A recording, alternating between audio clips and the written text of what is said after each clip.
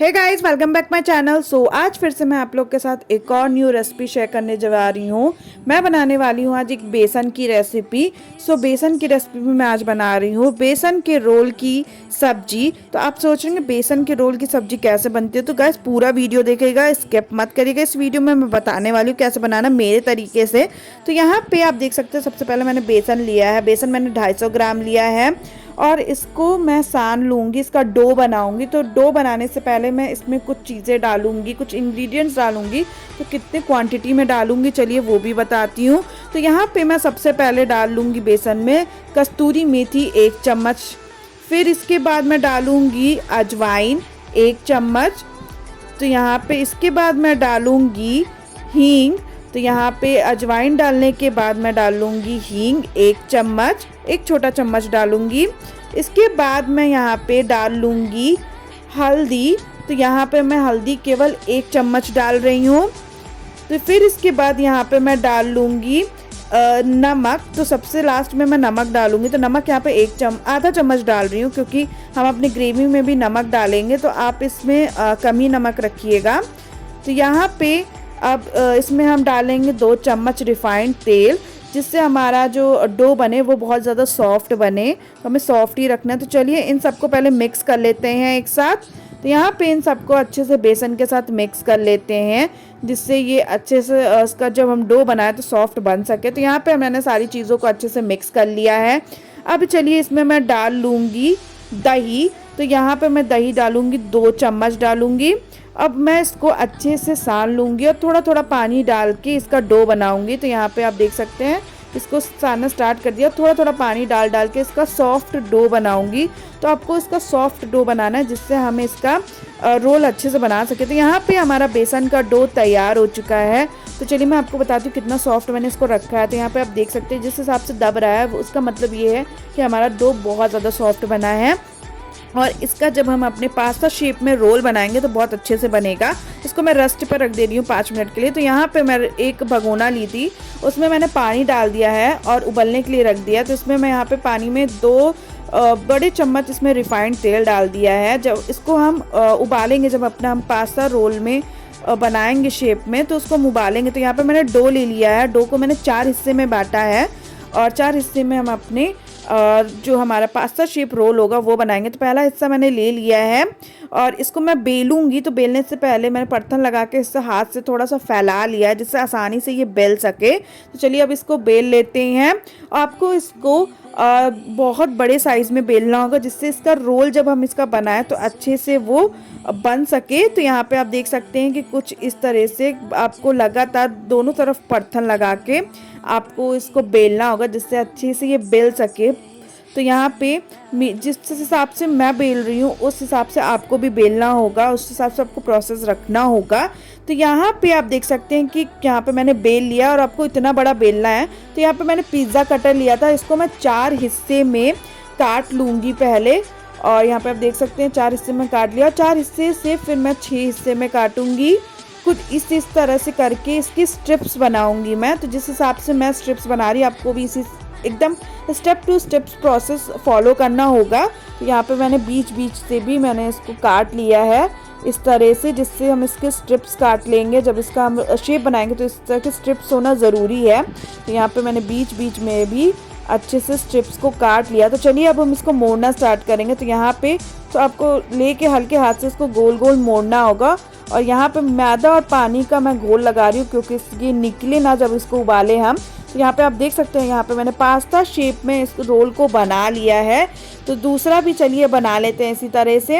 यहाँ पे दूसरा भी रोल में इसी तरह से मोड़ मोड़ के आपको हल्के हाथ से इसको करना होगा। और इसमें भी मैं मैदा और पानी का घोल लगा ले रही हूँ। और इस आप देख सकते हैं कितने अच्छे से दोनों मैंने पास्ता शेप में बना लिया रोल को। इसी तरह से मैं तीसरा भी बना लूँगी। और जितने भी हमारे स्ट्रिप्स हैं उस सब के हम इसी तरह से पास्ता शेप में इसको हम अपने रोल को बनाएंगे। तो यहाँ पे हमारा जो पानी है वो उबल गया था और यहाँ पे हमारी दूसरी तरफ रोल्स भी बन गई है। हमारे पास्ता साइज़ का हमारा बन चुका है। तो यहाँ पे हमारे सारे रोल हमारे तैयार हो गए हैं। आप देख सकते हैं कि पास्ता शेप में है आप इसे पास्ता शेप में ही रखेंगे तो ज़्यादा अच्छा होगा, क्योंकि ये अट्रैक्टिव भी है और खाने में भी बहुत अच्छा लगेगा। आपको पास्ता की रेसिपी याद दिला देगी। तो चलिए इन सबको हम अब उबाल लेंगे पानी में। तो यहाँ पे हमारे पानी उबल चुका है। चलिए एक एक करके सारी जो हमने रोल बनाए हैं वो हम डाल देते हैं। तो यहाँ पे मैं एक एक करके सारे रोल को डाल ले रही हूँ। आप जिस हिसाब से जितना आप पास्ता को उबालती हैं 90% इसको भी उबालना होगा। तो जिस हिसाब से आप इसको उबालेंगे उस हिसाब से ये बनेगा भी। तो यहाँ पे मैं सारे हमने इसको डाल दिए हैं और थोड़ा सा मैं इसको चला लूँगी। चलाने के बाद इसको मैं 10 मिनट तक लगभग इसको मैं उबाल लूँगी। तो यहाँ पे आप देख सकते हैं कि हमारा जो रोल है वो उबल चुका है, वो ऊपर की साइड आ भी चुका है, तो इसका मतलब है कि हमारा उबल गया है। तो चलिए अब इसको हम निकाल लेते हैं एक प्लेट में। तो यहाँ पे आपको मैं पहले दिखा देती हूँ कि इसका ये थोड़ा साइज़ में भी बड़ा हो गया है। तो चलिए प्लेट में निकाल लेते हैं। यहाँ पे मैंने प्लेट में रोल को निकाल लिया जितना मैंने बनाया था सबको, और इसको मैं पंखे के नीचे ठंडा कर लूँगी। ठंडा हो जाने पे मैं इसको ग्रेवी में डालूँगी। तो चलिए तब तक हम ग्रेवी के लिए तैयारी करते हैं। तो यहाँ पे हमने ग्रेवी में मसाला पीसने के लिए यहाँ पे मैंने एक मिक्सी में एक प्याज काट लिया है और मैंने यहाँ लहसुन 20 कलियाँ ली हैं। फिर एक गांठ अदरक की ली थी जिसको मैंने कद्दूकस कर लिया है अच्छे से, और 2 लाल मिर्चा लिया है। तो यहाँ पे इन सबको हम अच्छे से पहले पीस लेते हैं। तो चलिए इसको हम पीस लेते हैं। तो यहाँ पे आप देख सकते हैं ढक्कन मैंने लगा दिया है। इसको अब मैं पीसूँगी, बहुत महीन महीन आपको पीसना होगा। तो यहाँ पे हमारा मसाला जो है वो पीस गया है, आप देख सकते हैं।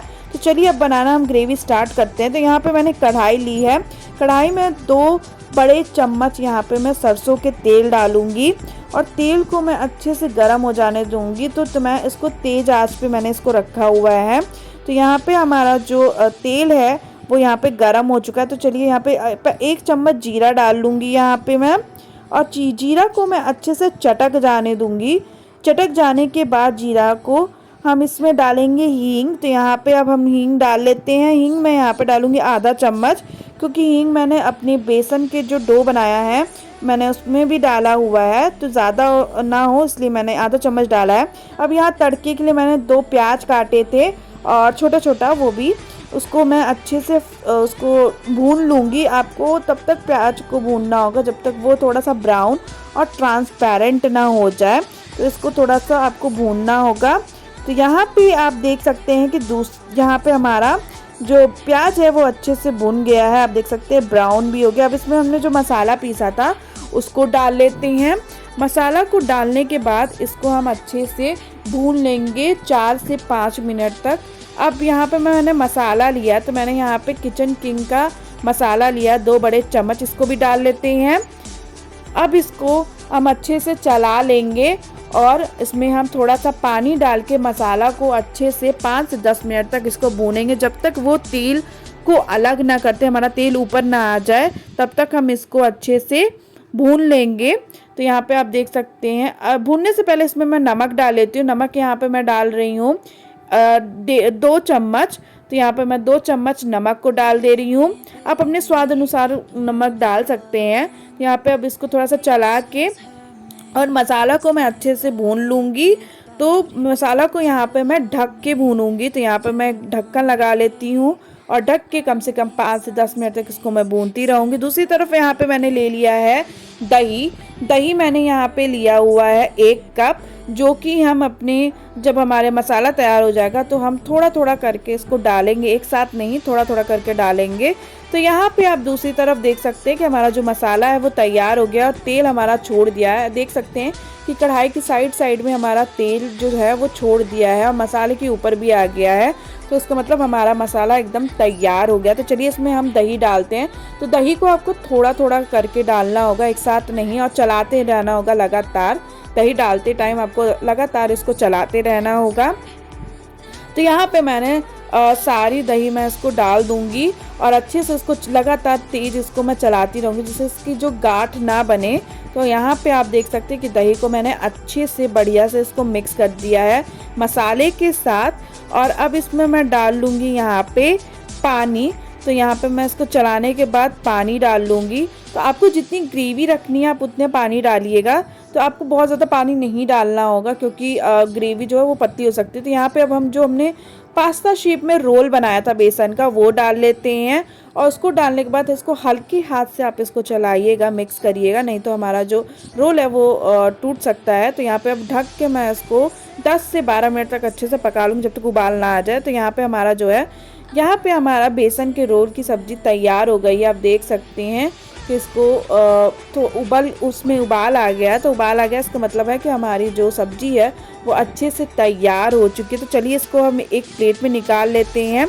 तो यहाँ पे हमारा बेसन के रोल की सब्ज़ी तैयार है गाइस। तो आप देख सकते हैं कितने आसान तरीका था इसको बनाना, और थोड़ा यूनिक सब्जी भी थी। तो आप भी अपने घर में इसको ज़रूर ट्राई करिएगा, जिससे आपके घर वालों को भी पसंद आएगा और आपको भी ये रेसिपी ज़रूर पसंद आएगी। अब बेसन की वो कढ़ी खा खा के आप बोर हो गए हो अगर, तो इसको अपने घर में ज़रूर ट्राई करिएगा, क्योंकि ये बहुत हमने कम टाइम में और बहुत कम मसाले में इसको बनाया है। तो कोई भी इसे आसानी से खा भी सकता है। आप इसे किसी भी चीज़ के साथ, रोटी या सब्जी, किसी के साथ भी आप इसको खा सकते हैं।